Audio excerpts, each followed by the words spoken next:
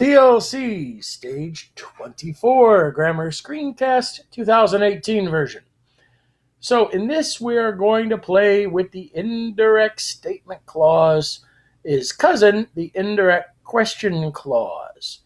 And then we're going to be doing review of the demonstrative. So we're going to play with the indirect question clause, which, unlike the indirect statement clause, which is infinitive, the indirect question clause is subjunctive, but a lot of the same ideas. So let's start.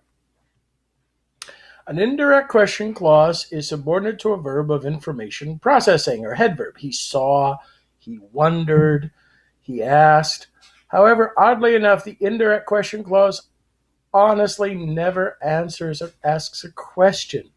An indirect question clause is signified by a head verb, but, so therefore we have in our story here, rogawit, there's your head verb, he asked, and a question word at the head of the indirect question clause. Quis, quid, very common. Quanta, ubi, undi, quando, quae, qui, quod, quor, all those others. And so therefore you have your question word, you have your head verb, you have your question word, and then the final aspect is you need a subjunctive. And the subjunctive here will function just like it did in the relative adverb clause of kumendum we saw in the last chapter. It'll function with tense. It'll have tense, and it'll always be quotative. So therefore, head verb, question word, subjunctive. Indirect question. The soldier again asked the young man who he was. Notice esset, imperfect subjunctive, therefore not who he is, but who he was. So therefore, let's start it up. Quaesiwit, perfect indicative active, simple past active, actual plus subject. I asked. Head verb. I see, what do I see here? I see a subjunctive. Imperfect subjunctive active the quid clause tells you it's indirect question, therefore it's progressive past active quotative plus subject. He was doing. Quid is a question word. What?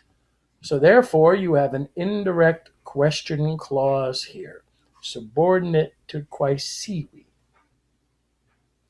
So we see it again.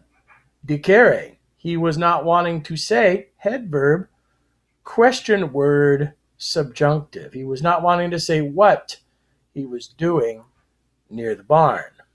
So an indirect question clause has a head verb, a subjunctive, and a question word. Head verbs like I ask, I say, I explain, I realize, same for the indirect statement. But now, question word plus subjunctive. Just like the indirect statement clause is accusative subject plus infinitive.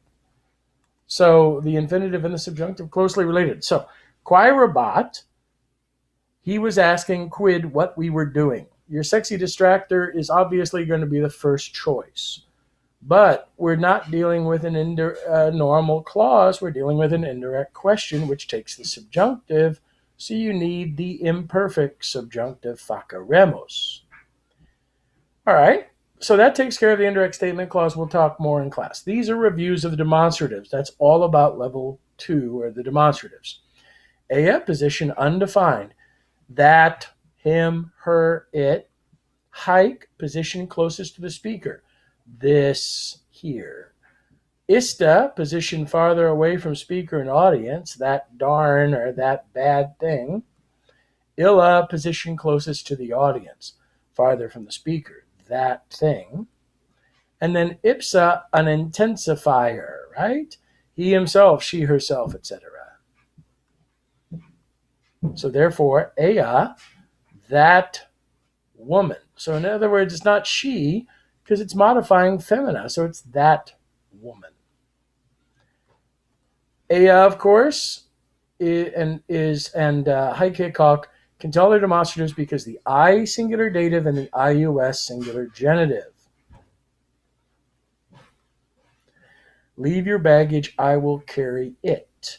Neuter singular, therefore, id. Let's play with illa and ista now. They are really the same. You don't see ista too much in tests because it tends to be like a negative word, like that darn or that other words you could say. So the dative would have the long I, and the genitive the long I-U-S. Ista, that darn, illa, just that. Darn, that's fun. So, no, a dove was chasing those young men. So it's plural. What isn't it? Can't be number 4. It's plural, so it can't be number 3. So it's this nominative or this accusative. Well, dove was chasing is the subject. Those young men would be accusative. Masculine plural would be illos.